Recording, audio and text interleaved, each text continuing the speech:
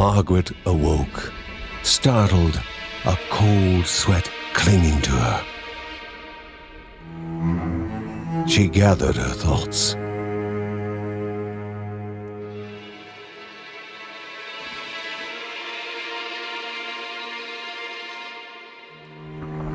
Aged wood creaked, echoing through the quiet rooms.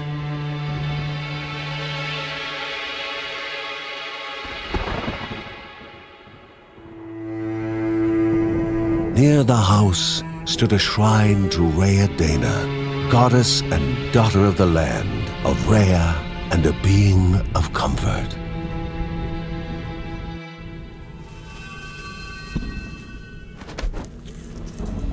Margaret sought answers. But the goddess did not speak. There was only the faint whisper of something dark, something hungry.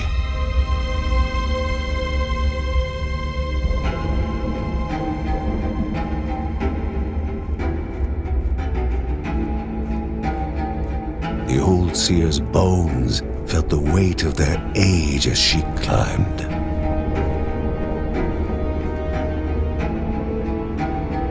The only thought on her mind, has it begun again?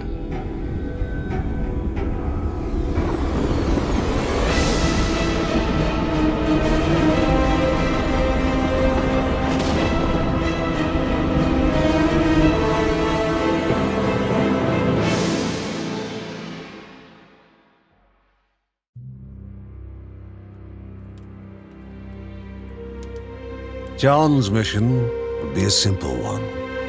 He was to investigate Rhea's greatest shrine. His mother presented him with a fresh divinity shard.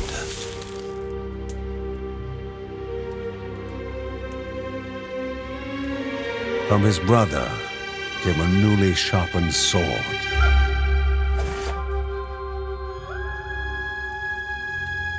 His wife gave him a kiss, and his daughter's hugs were full of reason to return home safe.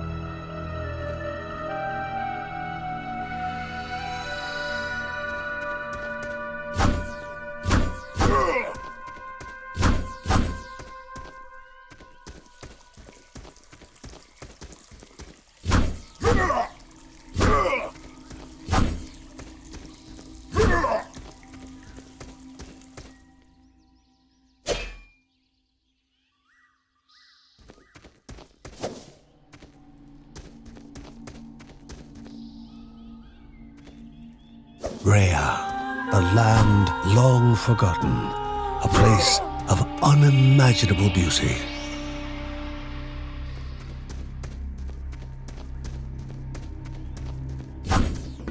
It first appeared as sludge given life, slithering creatures, small and vile.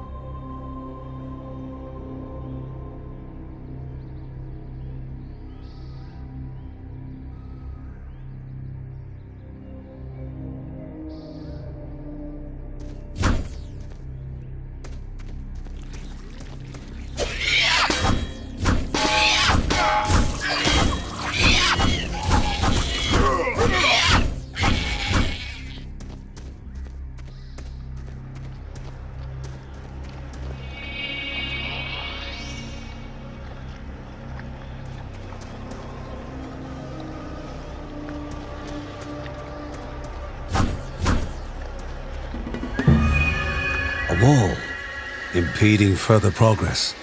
A battle was certain.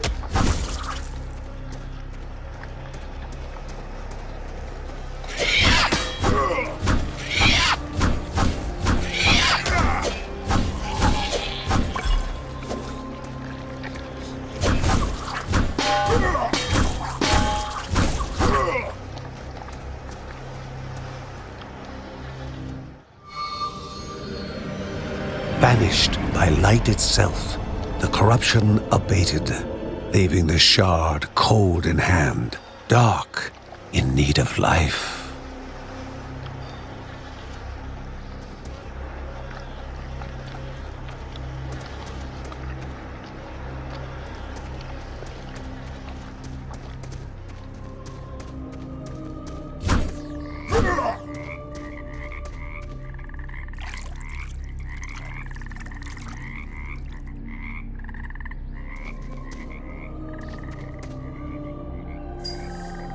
The shard grew warm, humming softly from the harnessed energy.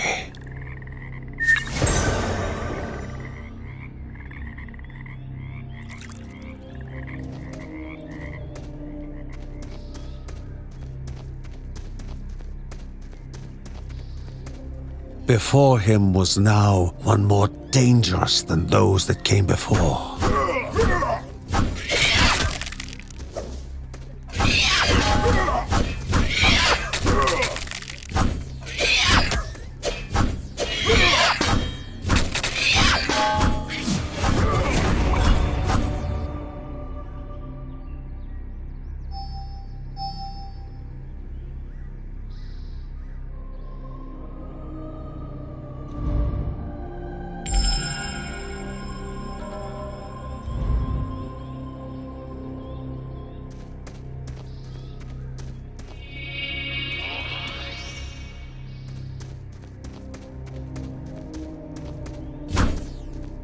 Goblins, a familiar threat, albeit farther out than usual.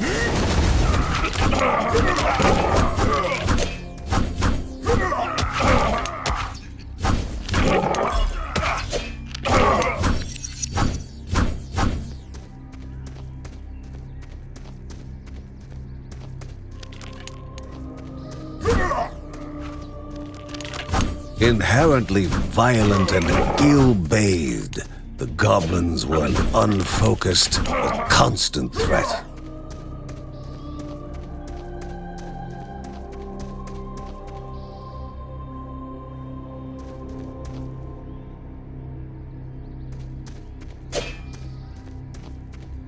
Magnificent, but dangerous, a land of love found and of love lost.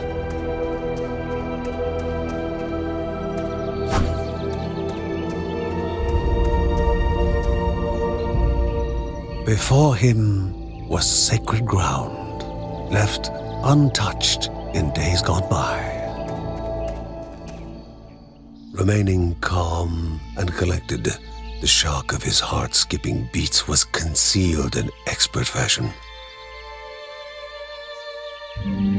Before him stood Linda, his eldest daughter, with bow and quiver at the ready, determined to do her part.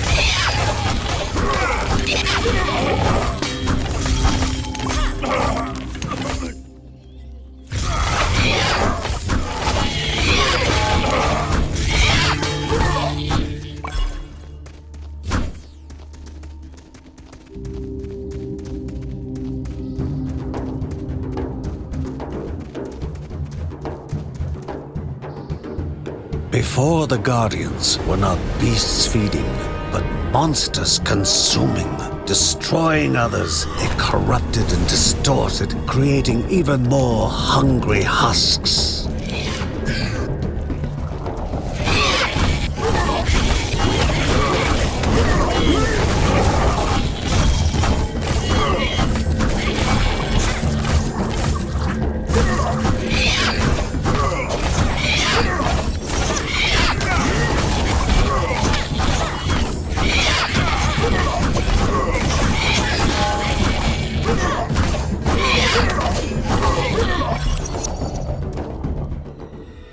Both father and daughter gathered their thoughts, their hearts heavier than before.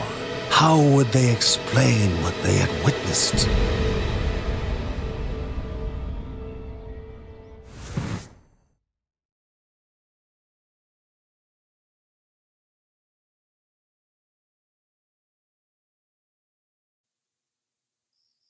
The ancient tree had been cut down. Together, father and daughter described the horror, the creatures dripping with decay that slithered into bodies stuck between life and death to bolster their ranks. Grandma Margaret confirmed what they all feared. It was the corruption, a cruel entity spoken of only with hushed voices, an ocean of darkness that flowed from the top of Mount Morta. And the Bergsons' duty was to stand against this devouring deluge of death. Kevin was also eager to do his part in the family's fight, especially when his older brother Mark was off somewhere. He was as much a guardian of their mountain home as any of them. She stood. If they were to reach the summit and destroy this evil, as the Bergsons of old had done in the past, they would need the assistance of the sanctuary.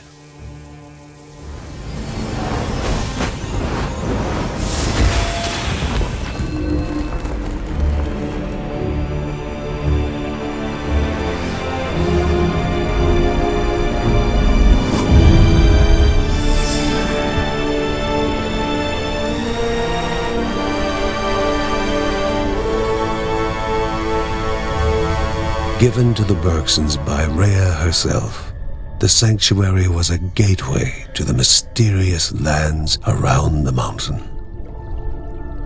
Margaret pointed to the huge crystal at the center of the den, revealing their next task: to activate it and open the way to the source of the corruption. And once Rhea's 3 spirits are gathered on the grounds, the only gate to the top of Mount Morta will open in this chamber. By himself, or with the assistance of those who loved him, John needed to gather the 3 spirits from their lands. Without them, he would not be able to stem the flow of the corruption.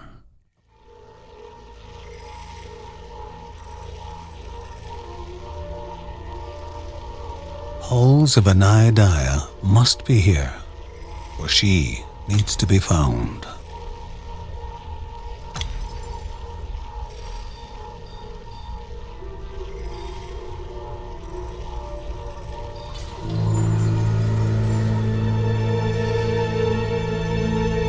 A celestial shard chipped directly from the ancient crystal in the sanctuary. It would be the Bergsons' lifeline, a tether to pull them back home before death's fateful whisper.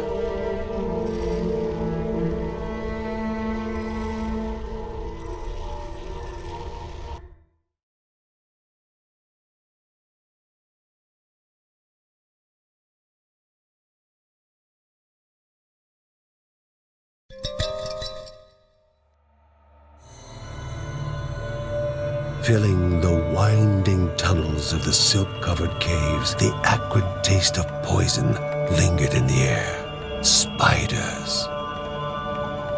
Linda told herself it was only target practice. As she readied her bow, they must find the spirit deep within the caves.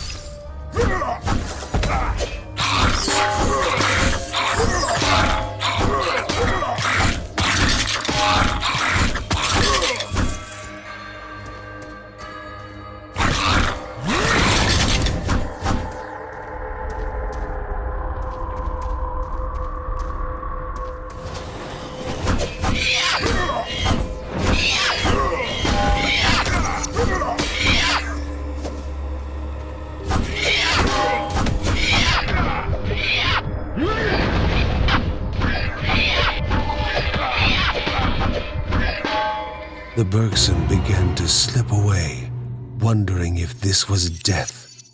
It was warmer than they expected.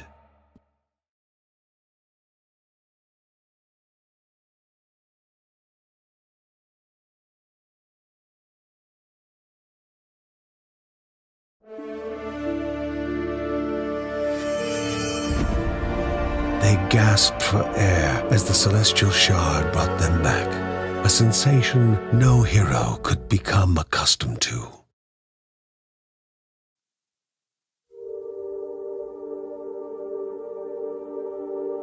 As she heard John and Linda describe their foray, thoughts rushed through Margaret's head. The corruption had amplified the creature's wickedness, and no longer were they part of the harmony of the Rhea. With the new threats looming, Margaret asked Ben to prepare his workshop. He would have to take charge of enhancing the warrior family's weapons and armor.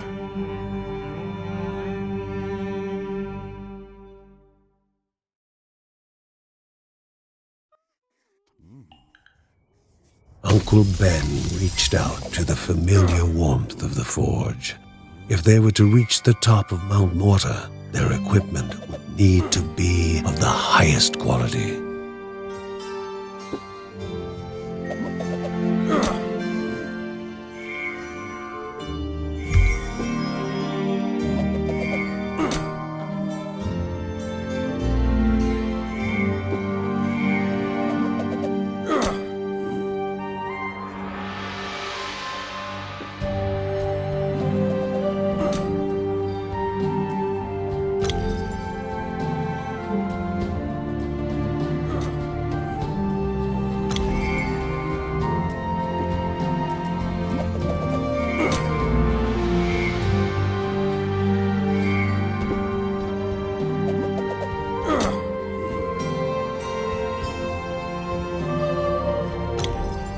She knew where it was coming from.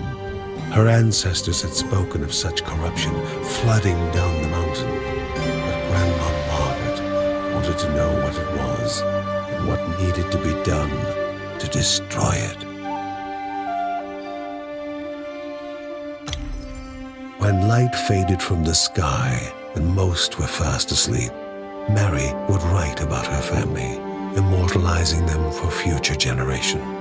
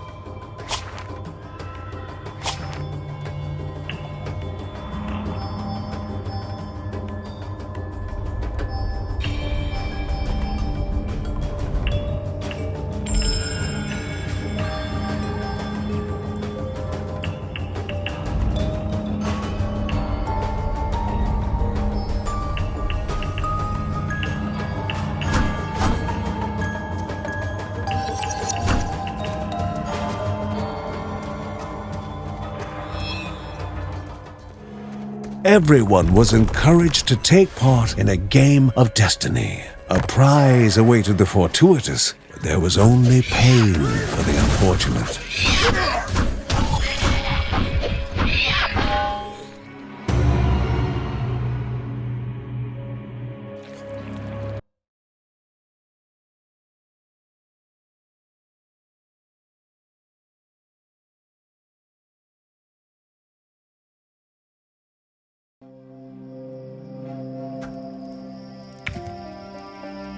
Kevin's need to help all began when his elder brother Mark left the house. His brother was strong, making any near him feel safe. But he left Kevin.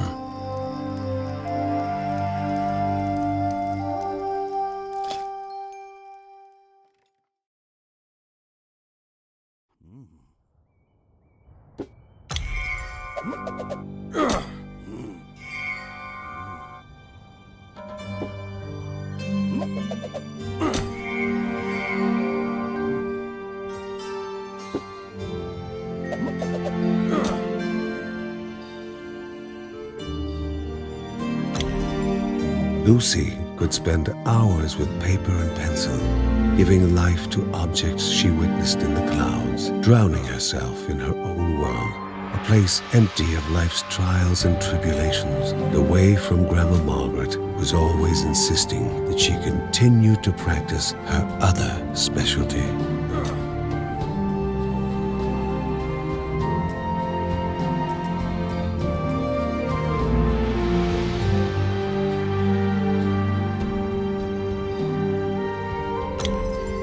A mother away from her child would cause worry even in the best of times. This was far from the best of times. It had been more than a year since Mark, Mary's eldest son, had gone to live in the monastery deep in the forest.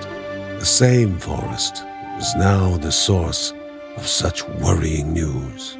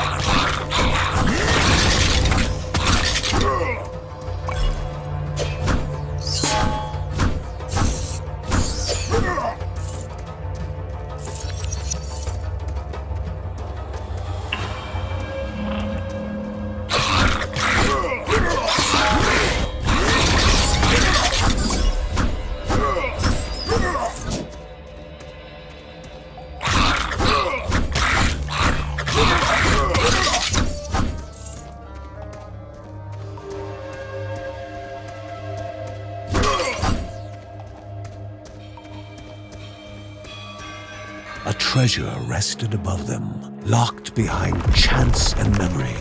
They needed to place foot upon stone. If silence reigned, they could continue on. But if alarms were to ring, they had to begin anew.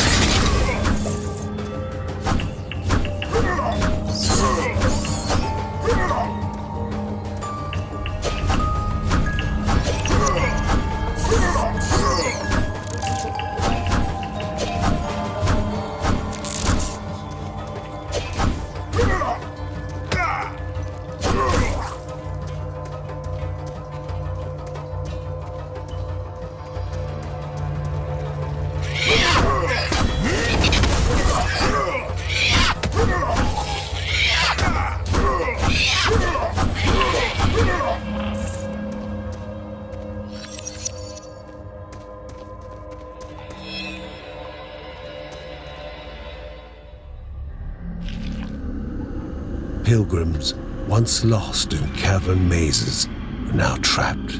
Their poor families forever looking forward to a return that will never happen.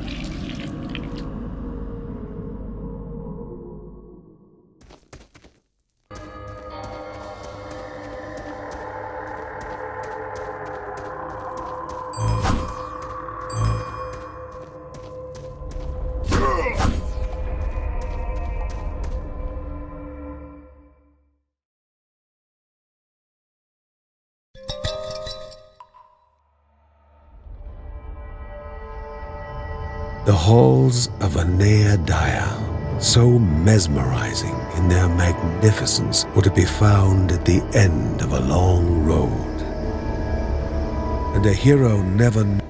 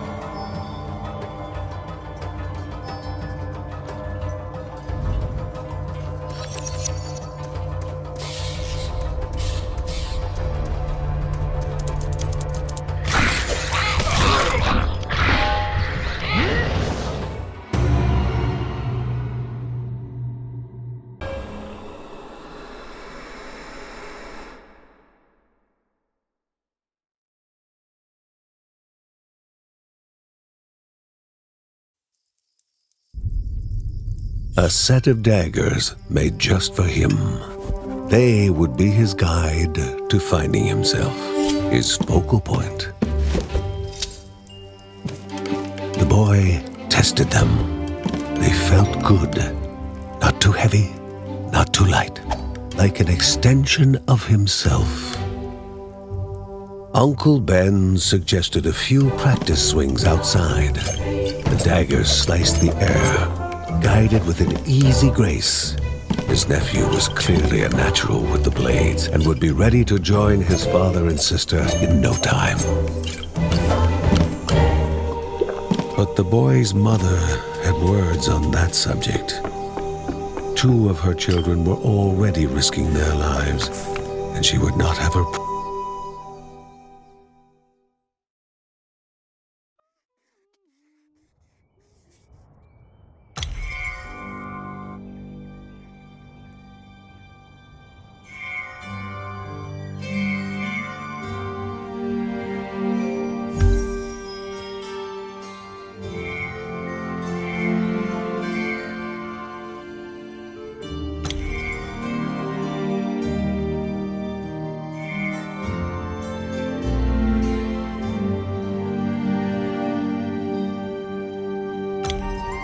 Uncle Ben pondered over a map he received from a refugee.